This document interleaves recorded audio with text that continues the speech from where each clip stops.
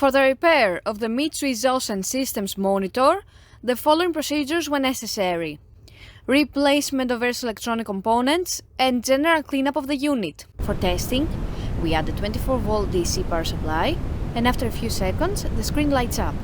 We then access the menu and we test the response of the unit by accessing the various options of the menu.